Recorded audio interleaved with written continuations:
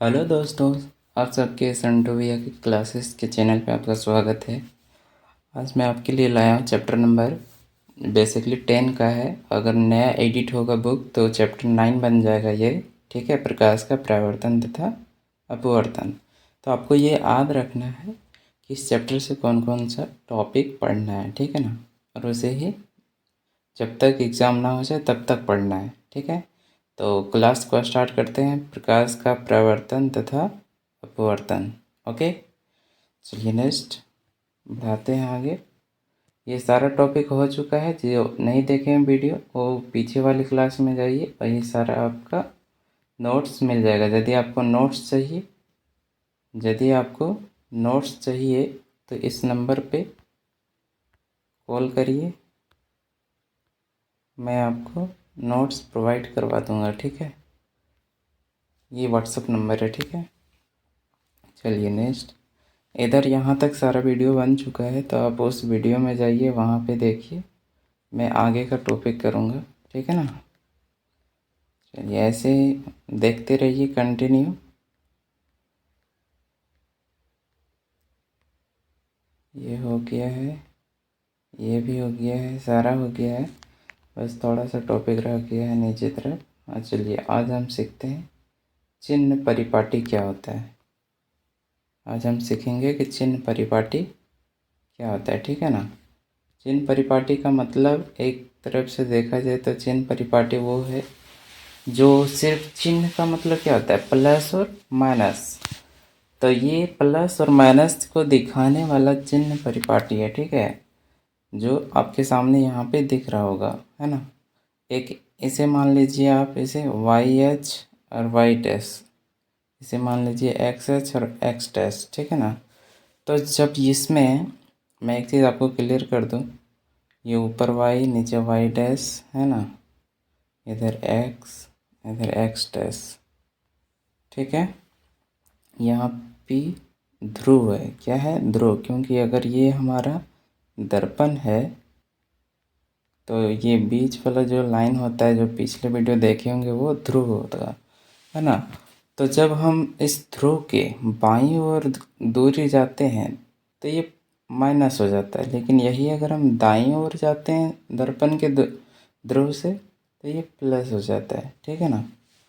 ऐसा क्यों होता है, क्योंकि ये अगर हम आगे बढ़ेंगे तो प्लस में जाएंगे, है ना। अगर हम आगे बढ़ेंगे तो प्लस में जाएंगे, लेकिन अगर हम पीछे चले गए तो माइनस हो जाएंगे। अगर हम ऊपर गए तो वृद्धि हुआ तो हम प्लस में जाएंगे, लेकिन यदि हम नीचे आ गए तो माइनस हो जाएगा। यही याद रखना है चिन्ह परिपाटी में, और कुछ नहीं है, ठीक है। चलिए नेक्स्ट, यही पॉइंट यहाँ पे लिखा गया है। क्या लिखा गया है कि मुख्य एच के समांतर सभी दूरियां, मुख्य एच के समांतर सभी दूरियां दर्पण के ध्रुव से मापा जाता है। मतलब कहने का मतलब है, ये मान लीजिए दर्पण है तो इसका मुख्य एच मतलब ये वाला लाइन जो पी बिंदु पर क्या करता है, इस दर्पण का केंद्र होता है, ठीक है ना। इस दर्पण का केंद्र होता है। तो हम यहाँ पे इस लाइन के बारे में बात कर रहे हैं, ठीक है। मुख्य एच के समांतर दर्पण का ध्रुव, ओके। तो मुख्य एच के समांतर सभी दूरियों को दर्पण के ध्रुव से यानी पी बिंदु से मापते हैं, ठीक है। और वस्तु के बीम को सदैव बाईं ओर रखा जाता है, यानी यदि हम वस्तु रखते हैं, वस्तु तो हमेशा बाईं ओर रखेंगे इधर, ठीक है ना।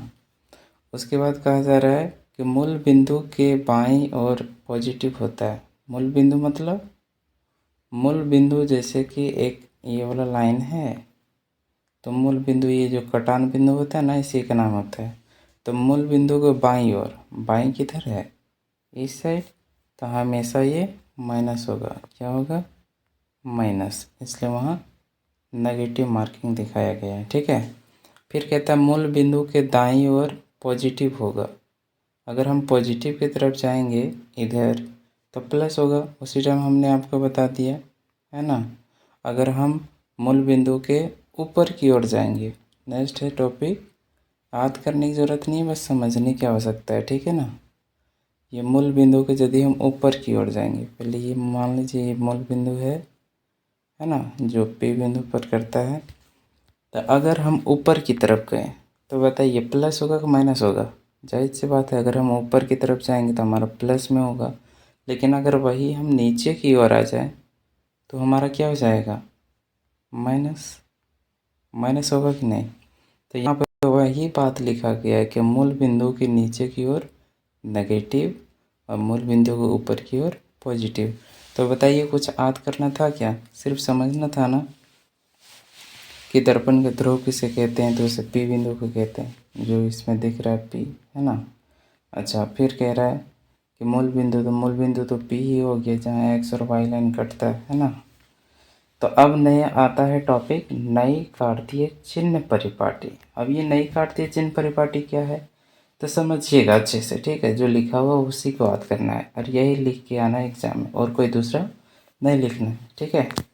तो यहाँ पे क्या कह रहा है कि गोलीय दर्पणों द्वारा प्रकाश के परावर्तन पर विचार करते समय, मतलब नहीं समझे कि गोलीय दर्पण जो रहेगा ना उससे, गोलीय दर्पण से समझिए, द्वारा मतलब से, गोलीय दर्पणों से प्रकाश का परावर्तन पर, मतलब जब गोलीय दर्पण रहता है, गोलीय दर्पण रहता है तो इसमें प्रकाश क्या करता है? परावर्तित होता है, ऐसे जाएगा ऐसे मुड़ जाएगा, ऐसे जाएगा ऐसे मुड़ जाएगा, है ना, ऐसे ऐसे। तो जब प्रकाश का परावर्तन पर क्या होता है, हम लोग एक विचार करते हैं।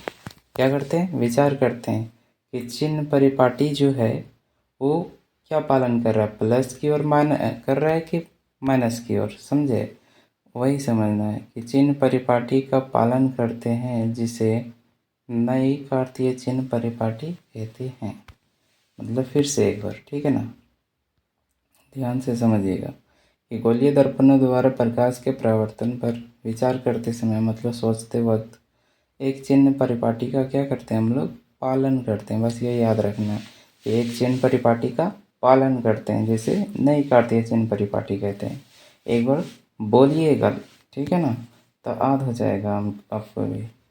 अब सबसे VVI टॉपिक तो चल ही रहा है ना, कि आवर्धन क्या होता है। अब ये आवर्धन अगर हम जान गए तो समझिए कि हमारा क्वेश्चन 5 नंबर का 3 मार्क्स में जो आता है वो क्लियर हो गया, अच्छे से बन जाएगा। आवर्धन हमें यह बताता है कि प्रतिबिंब बिंब की तुलना में, मतलब कितना गुना आवर्धित है, मतलब कितना गुना बड़ा और कितना गुना छोटा है, ये सिखाता है हमें आवर्धन, ठीक है ना, अच्छे से।